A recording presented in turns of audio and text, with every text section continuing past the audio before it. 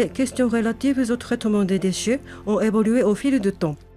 Le Japon a fourni des efforts pour s'y adopter en promulguant ou en révisant sa législation, en consolidant la coopération entre les autorités publiques, le secteur privé et les habitants, en adoptant les technologies appropriées et en favorisant l'émergence d'une société respectueuse du cycle des matières.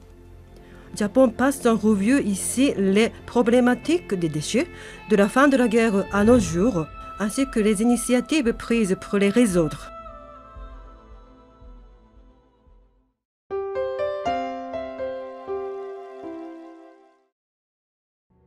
Avant 1945, qui marque la fin de la Seconde Guerre mondiale, des épidémies de peste et de choléra provenant de l'étranger sévissent régulièrement au Japon. Les points de collecte de déchets constituaient aussi des sources de prolifération de mouches et de moustiques, porteurs de maladies contagieuses.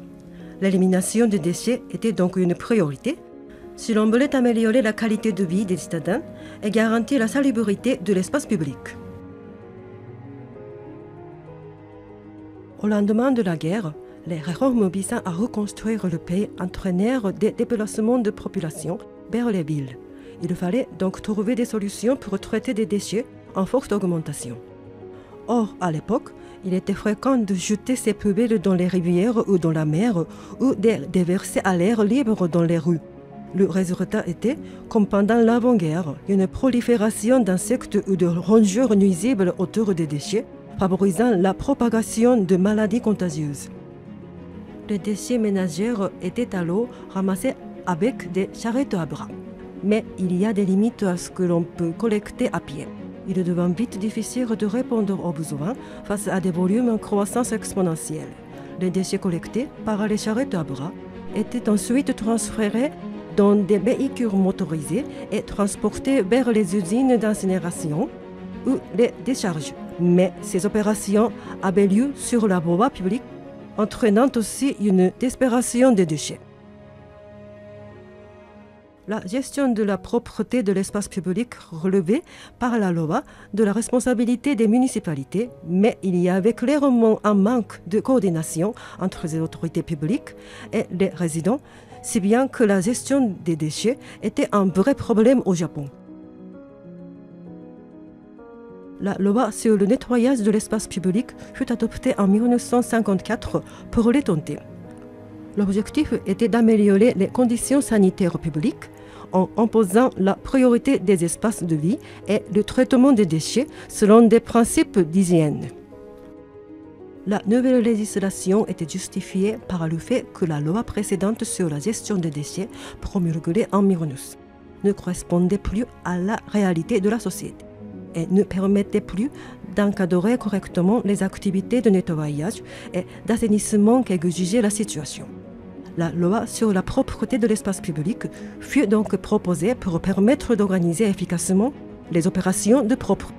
Le texte de loi définissait les responsabilités de l'ensemble des acteurs, l'État, les départements, les municipalités et les habitants. En plus de la collecte et de traitement des déchets, qui relevaient déjà de leurs prérogatives, les municipalités avaient désormais aussi le devoir de renforcer la formation des agents, d'aménager des installations de traitement des déchets et d'assurer une gestion efficace des opérations de propreté, notamment en améliorant l'administration des dites installations. Les préfectures avaient le devoir d'apporter l'assistance technique nécessaire aux municipalités pour que celles-ci puissent pleinement assurer leurs responsabilités. L'État se devait d'apporter une aide technique et financière aux préfectures et aux municipalités. Les résidents avaient, quant à eux, l'obligation de coopérer avec les préfectures et les municipalités pour garantir la collecte et le traitement des déchets. Cette loi favorisa la mécanisation de la collecte des déchets, en organisant le ramassage et le transport des déchets de façon efficace et respectueuse des conditions sanitaires.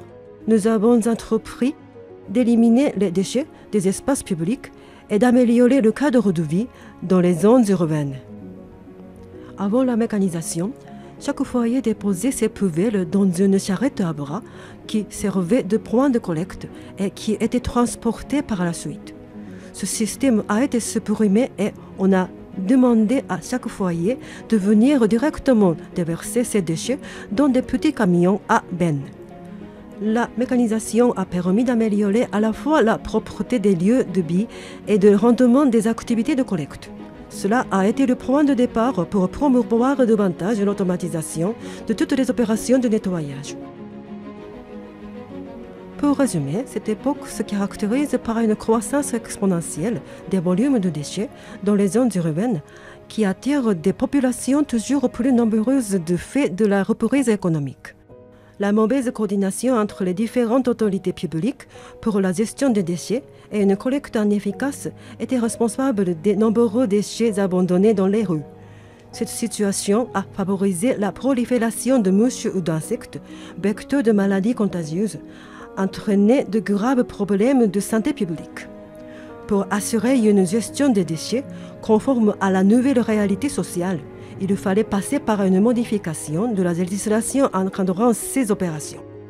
Cela s'est traduit par l'adoption de la loi sur propreté de l'espace public, qui a mis au clair la répartition des rôles entre l'État, les ministères, les municipalités et les résidents. En même temps, on a favorisé la mécanisation des opérations de collecte.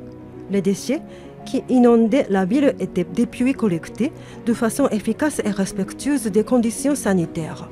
L'élimination du paysage urbain a largement contribué à améliorer l'hygiène publique dans les agglomérations urbaines.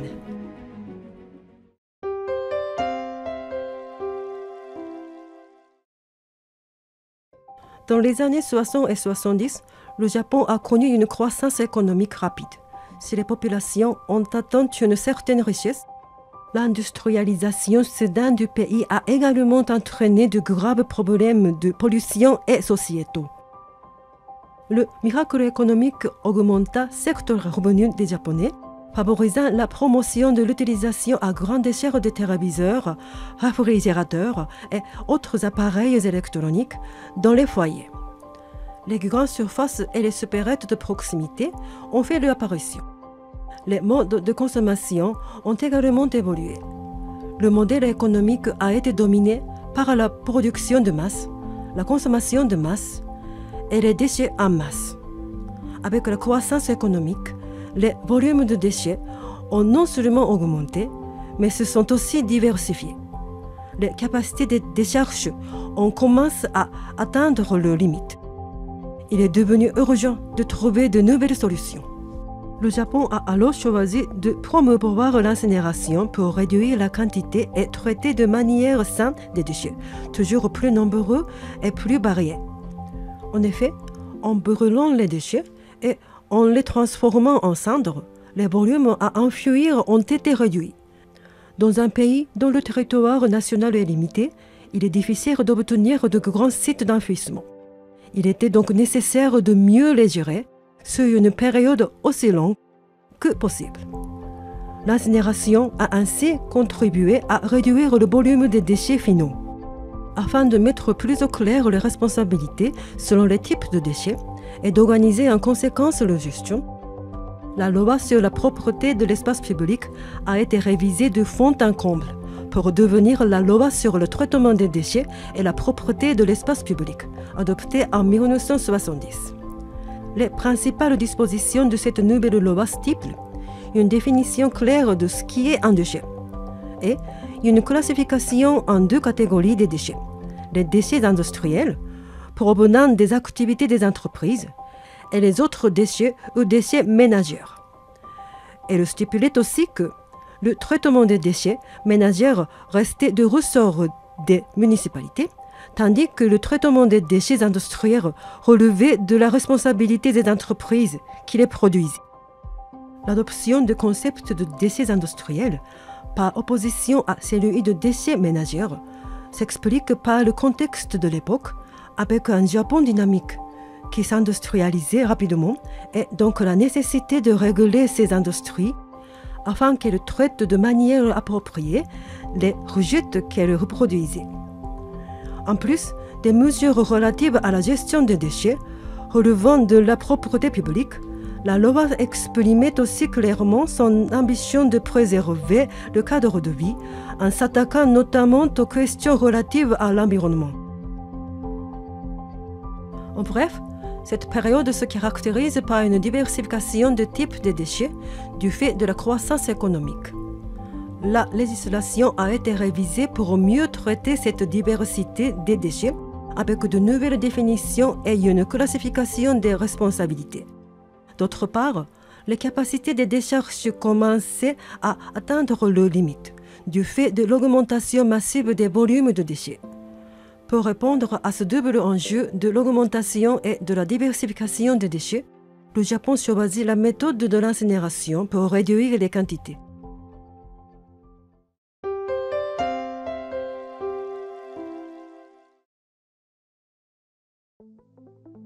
Pendant toutes ces années, et plus particulièrement entre 1986 et 1991, le Japon a connu une période de prospérité sans précédent, avec une flambée des cours de la bourse, une hausse du prix de l'immobilier et une augmentation de la richesse personnelle.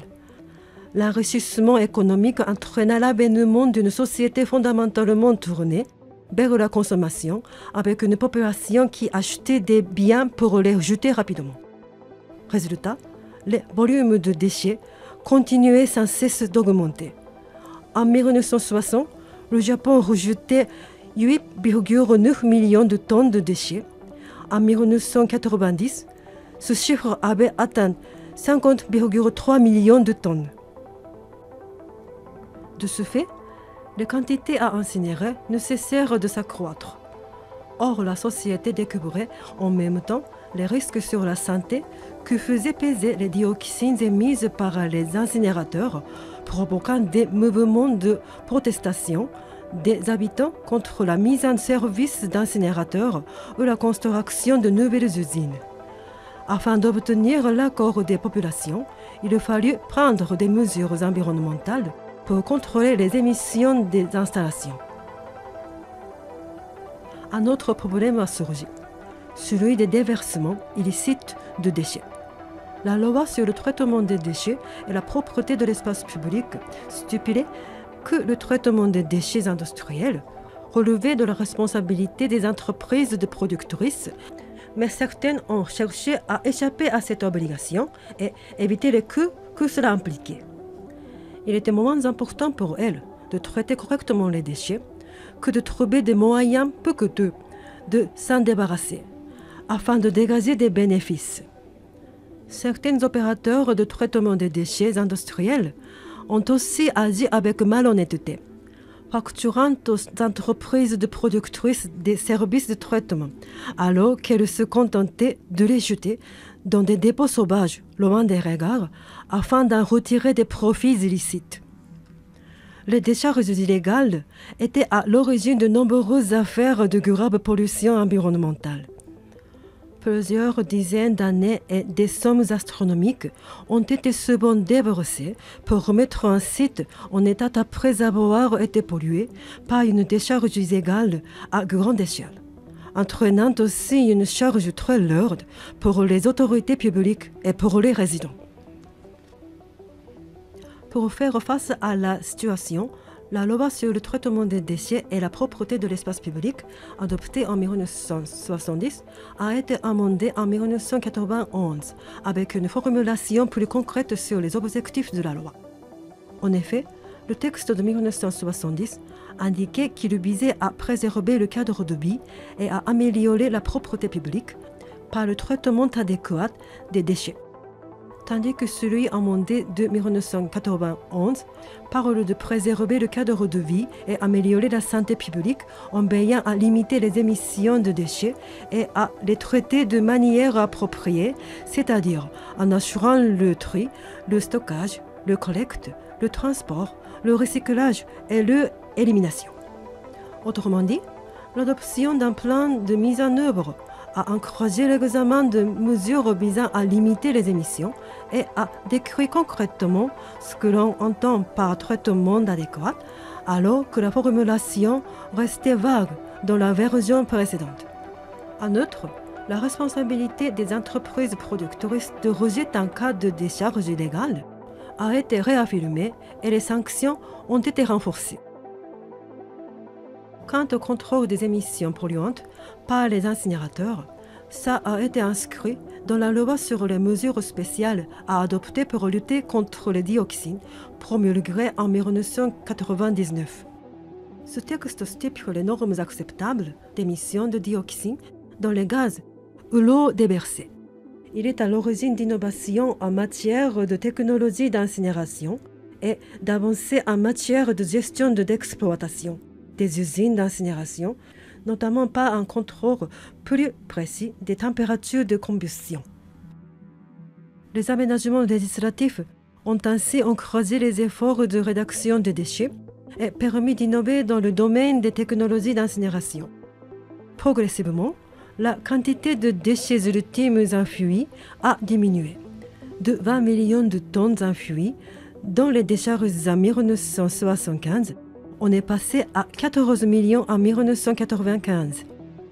Quant aux émissions de dioxine, il s'est élevé à plus de 8 mg TEQ par an en 1997 et ont diminué à 400 g TEQ en 2003, soit une réduction de 95%. Pour résumer, cette période se caractérise par une augmentation des volumes de déchets qui va de pair avec une hausse de la production et de la consommation dans un contexte de prospérité économique. Les décharges atteignaient leurs limites, exacerbant les contraintes. Outre les difficultés liées aux capacités de traitement disponibles, les risques que faisaient peser les émissions de dioxine des incinérateurs sur la santé humaine ont entraîné des mouvements de protestation contre la mise en service de nouvelles usines d'incinération. Se sont ajoutées également de nombreuses affaires de décharges illégales par des entreprises productrices cherchant à échapper à leurs obligations, ou par des opérateurs peu scrupuleux. La solution choisie était d'incinérer plus et mieux pour réduire les quantités ultimes à enfouir. Le problème des émissions de dioxine a été géré à travers l'adoption de normes stipulées dans la loi sur les mesures spéciales à adopter pour lutter contre les dioxines, favorisant l'amélioration des installations et leur exploitation, entraînant au final une diminution significative des émissions de dioxine. La révision de la loi sur le traitement des déchets et la propreté de l'espace public a également permis de clarifier concrètement les responsabilités des entreprises émettrices et les acteurs de traitement des déchets industriels, tout en renforçant les sanctions en cas de dépôt dans des décharges sauvages.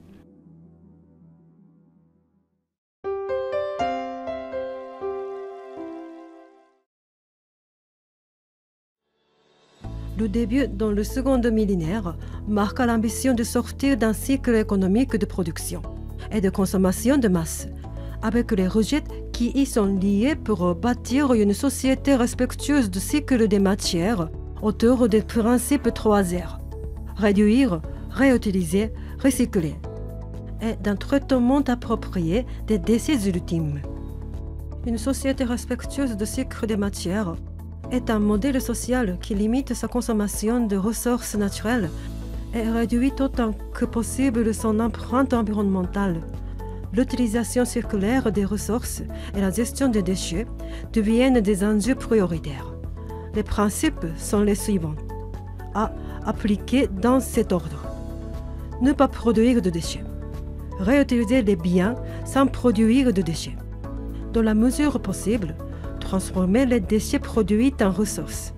Récupérer la chaleur émise par l'incinération des déchets. Traiter de façon appropriée les déchets ultimes qui n'auront pas pu être réutilisés. Au Japon, la loi fondamentale sur l'environnement, adoptée en 1993, est le texte législatif le plus important dans ce domaine. Il stipule la répartition des rôles entre l'État, les ministères, les municipalités et les habitants, ainsi que les principes de base régissant les mesures à mettre en place pour préserver l'environnement. Il encadre la loi fondamentale pour l'établissement d'une société respectueuse du cycle des matières, promulguée en 2000. Cette loi définit le cadre général pour réaliser un modèle social basé sur le cycle des matières, et indique les priorités pour y parvenir. Elle clarifie également la répartition des responsabilités entre l'État, les ministères, les municipalités, les entreprises et les habitants, ainsi que celle des industriels, producteurs, qui doivent inclure dans le développement produit l'intégralité du cycle de vie jusqu'à la mise en déchet. En dessous de cette loi se trouve la loi sur le traitement de déchets et la propreté de l'espace public de 1970, modifiée à plusieurs reprises, et la loi en faveur d'une utilisation efficace des ressources, promulguée en 1991, qui encourage de façon globale les initiatives 3R pour parvenir à l'établissement d'une société respectueuse du cycle des matières. Considérées comme complémentaires, ces deux lois se placent au même niveau dans la hiérarchie des textes juridiques. En dessous, on trouve la réglementation sur le recyclage des différentes catégories d'articles, en fonction de leur spécificité en vue de réduire vis à bâtir une société à faible impact environnemental, en exigeant de l'État et des instances publiques de montrer l'exemple en privilégiant l'utilisation et l'achat de produits recyclés. Fort de ce cadre juridique, le Japon a encouragé les initiatives de coopération entre collectivités locales, secteur privé et résidents en matière de gestion responsable des déchets et d'économie circulaire. Les efforts ont notamment porté sur le tri des déchets valorisables. Quand on cherche à généraliser le recyclage, le meilleur moyen de collecter des déchets valorisables de qualité et de réduire les coûts de tri reste de faire un tri efficace à la source, c'est-à-dire au niveau des ménages. Pour encourager le tri sélectif avant collecte, il était donc indispensable d'assurer la collaboration des résidents. Les municipalités ont distribué toutes sortes de brochures ou de fiches sur le tri, accompagnées de nombreuses illustrations, afin de communiquer activement avec le riverain, pour expliquer les choses de façon simplifiée et toucher toutes les générations, des enfants aux adultes. Certaines communes ont organisé des réunions avec les résidents pour non seulement expliquer les règles de tri sélectif, mais également en préciser les raisons et répondre aux interrogations de la population. Des fiches explicatives dans des langues autres que le japonais ont également été distribuées aux résidents étrangers afin d'obtenir la coopération de plus grand nombre lors de l'introduction d'un ramassage de déchets en tri sélectif. Le résultat de ces efforts est visible dans ce graphique. La part des déchets valorisables collectés au Japon en 1990, quand la démarche de modèle d'une société respectueuse du cycle des matières a été lancée, s'élevait à 5%. Elle est passée à 20% en 2019. Ainsi, les modifications de cadre légal pour généraliser le recyclage, combinées aux efforts de tri sélectif à la source avec la coopération des ménages et à une participation active des entreprises, ont conduit à un meilleur taux de recyclage des déchets. Pour résumer cette période, les efforts ont porté non plus seulement sur un traitement adéquat des déchets, mais aussi sur des mesures visant à contrôler des volumes produits et à valoriser ou recycler des déchets grâce à tri sélectif. Le changement de paradigme avec l'introduction de nouveaux concepts de cycle des matières a justifié la modification de cadre juridique et l'application de nouvelles lois. Encourager le recyclage des déchets ménagers à travers un ramassage suivi par un tri sélectif nécessite la coopération des habitants qui produisent les déchets. Des campagnes de sensibilisation ont été menées partout au Japon dans ce but. Dans cette vidéo, nous avons découvert l'historique de la gestion des déchets au Japon de la fin de la guerre à nos jours. Juste après 1945, le Japon a introduit des modifications dans le cadre juridique, servant de base afin de répondre aux évolutions sociales en allant vers une clarification du rôle des différents acteurs, à commencer par les autorités publiques.